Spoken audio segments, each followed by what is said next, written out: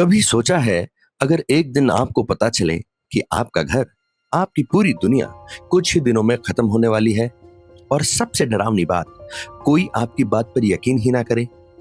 एक छोटा सा खरगोश जिसे भविष्य दिखाई देता है, एक भाई जो सिर्फ अपने परिवार को बचाना चाहता है और एक सफर जो सिर्फ जंगल पार करने का नहीं बल्कि डर, युद्ध, मौत और उम्मीद के बीच से गुजरने का है। आज की कहानी सिर्फ खरगोशों की नहीं है, ये कहानी है लीडरशिप की, सर्वाइवल की, फ्रेंडशिप की और उस सवाल की जो हर इंसान की जिंदगी में आता है। जब पूरी दुनिया आपके खिलाफ हो तब क्या आप भागेंगे या लड़ेंगे? नमस्कार दोस्तों, आप देख रहे हैं द समरी रूम, जहां हम दुनिया की सबसे अमेजिंग बुक्स को आसान और एंटरटेनिंग हिंदी में आपके सामने लेकर आते हैं, ताकि आपको नॉलेज भी मिले, इमोशंस भी और एंटरटेनमेंट भी। तो लाइट्स ऑफ कर लीजिए, इमेजिनेशन ऑन कर लीजिए और चलिए निकलते हैं एक ऐसी दुनिया में जहां छोटे से खरगोश भी लेजेंड्स बन जाते हैं। इंग्लैंड के एक शांत से कंट्री साइड में एक रैबिट कॉलोनी रहती है जिसका नाम है सैंडलफोर्ड वॉरेन। ऊपर से सब नॉर्मल दिखता है, खरगोश खाते हैं, खेलते हैं, टनल्स में रहते हैं, प्रेडेटर से बचते हैं। लेकिन इसी कॉलोनी में रहता है एक छोटा और कमजोर रैबिट जिसका नाम है फाइवर। अब फाइवर बाकी रैबिट्स जैसा नहीं है, उसे अजीब विजन्स आते हैं, उसे डेंजर महसूस हो जाता है, जैसे कोई सिक्स्थ सेंस हो। एक दिन अचानक फाइवर पैनिक में आ जाता है, उसकी आंखों में डर है। वो अपने बड़े भाई हेजल से कहता है, हमें यहाँ से अभी निकलना होगा, बहुत बड़ा खतरा आने वाला है। हेजल पहले कंफ्यूज होता है, लेकिन उसे अपने भाई पर भरोसा है। दोनों कॉलोनी के चीफ रैबिट के पास जाते हैं, लेकिन जैसे अक्सर रियल लाइफ में होता है, जो लोग सच बोलते हैं उन्हें सीरियसली नहीं लिया जाता। चीफ रैबिट हंस देता है, बाकी रैबिट्स भी इग्नोर कर देते हैं, क्योंकि कंफर्ट जोन छोड़ना किसी को पसंद नहीं। लेकिन हेजल डिसाइड करता है, अगर यहाँ रहना मौत है तो अनजान रास्ता बेटर है। और यहीं से शुरू होती है उनकी डेंजरस जर्नी। हेजल, फाइवर और कुछ रैबिट्स कॉलोनी छोड़ देते हैं। इनमें शामिल है बिगविग, स्ट्रॉन्ग और fearless rabbit; Blackberry, intelligent problem solver; Dandelion, storyteller; Pipkin, innocent लेकिन लॉयल। अब इमेजिन कीजिए, छोटे छोटे रैबिट्स विशाल दुनिया में अकेले निकल पड़े हैं। हर जगह खतरा है, डॉग्स, फॉक्सेस, बर्ड्स, इंसान, रोड्स और ट्रैप्स। रिचर्ड एडम्स यहाँ रैबिट्स की दुनिया को इतना रियलिस्टिक बना देते हैं कि आपको हर आवाज डेंजरस लगने लगती है। रात को हवा भी दुश्मन जैसी लगती है। और सबसे इंटरेस्टिंग बात, इन रैबिट्स की अपनी लैंग्वेज है, अपने मिथ्स हैं और अपने हीरोज हैं। उनका लेजेंडरी हीरो है अल अहराइया, एक ट्रिकस्टर रैबिट जो इंटेलिजेंस से हर मुश्किल जीतता है। यानी कहानी सिर्फ सर्वाइवल नहीं बल्कि कल्चर और सिविलाइजेशन की भी है। सफर के दौरान रैबिट्स एक नदी तक पहुंचते हैं। अब रैबिट्स नेचुरली पानी से डरते हैं, लेकिन पीछे डेंजर है, आगे अनजान नदी। यही ब्लैकबेरी अपनी इंटेलिजेंस दिखाता है। वो इंसानों की एक बोट देखकर आइडिया देता है कि इसे इस्तेमाल किया जा सकता है। सोचिए, रैबिट्स बोट चला रहे हैं, लेकिन सीन फनी कम, टेंस ज्यादा है, क्योंकि एक गलत मूव और सब खत्म। आखिरकार वो नदी पार कर लेते हैं। यही पहली बार ग्रुप को एहसास होता है, अगर हम साथ रहें तो शायद बच सकते हैं। और यही इस किताब का सबसे पावरफुल मैसेज है। कुछ समय बाद रैबिट्स एक दूसरी कॉलोनी पहुंचते हैं। यहाँ सब कुछ परफेक्ट लगता है, खाना है, रैबिट्स हेल्दी हैं, कोई डर नहीं। लेकिन फाइवर अनकंफर्टेबल महसूस करता है, कुछ गड़बड़ है। यहाँ के रैबिट्स स्ट्रेंजली बिहेव करते हैं, कोई फ्यूचर की बात नहीं करता, कोई फ्रीडम की बात नहीं करता। फिर एक हॉरिफाइंग ट्रुथ सामने आता है।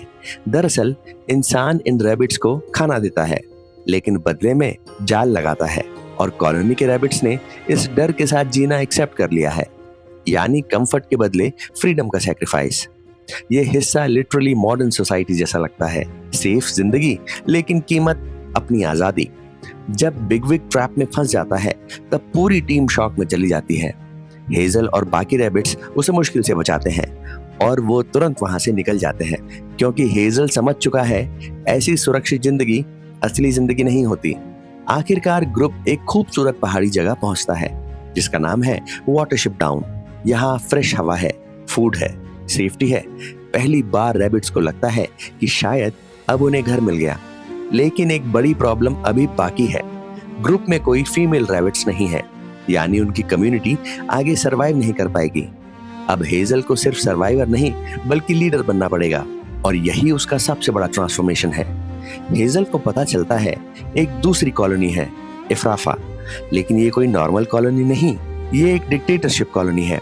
उसका रूलर है जनरल वुंडवोर्ट, और यकीन मानिए वो लिटरेचर के सबसे टेरिफाइंग विलेंस में से एक है। वो ब्रूटल है, पावर हंग्री है और डर से रूल करता है। उसके रैबिट्स सोल्जर्स जैसे रहते हैं, फ्रीडम बिल्कुल नहीं है। फीमेल रैबिट्स कैट जैसी जिंदगी जीती हैं। अब हेजल डिसाइड करता है कि उन्हें वहां से रैबिट्स को रेस्क्यू करना होगा, यानी अब कहानी सर्वाइवल से रिबेलियन में बदल जाती है। हेजल और बिग विग सीक्रेटली इफ्राफा में जाते हैं। बिग विग वहां स्पाई बनकर रहता है, लेकिन हर पल खतरा है। अगर पकड़ा गया तो मौत ऑलमोस्ट कंफर्म है। साथ में हेजल बाहर एस्केप प्लान तैयार करता है। ये पूरा सेक्शन थ्रिलर मूवी जैसा फील देता है। Tension, suspense, strategy. Finally escape शुरू होता है।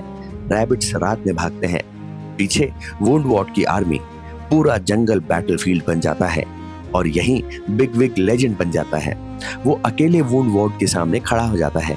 इमेजिन कीजिए, एक रैबिट लिटरली अत्याचार के खिलाफ खड़ा है। ये सीन सिर्फ रैबिट्स का नहीं, करेज का सिंबल है। वुंडवॉर्ट हार मानने वाला नहीं, वो वाटरशिप टाउन तक पहुंच जाता है। अब फाइनल बैटल शुरू होती है।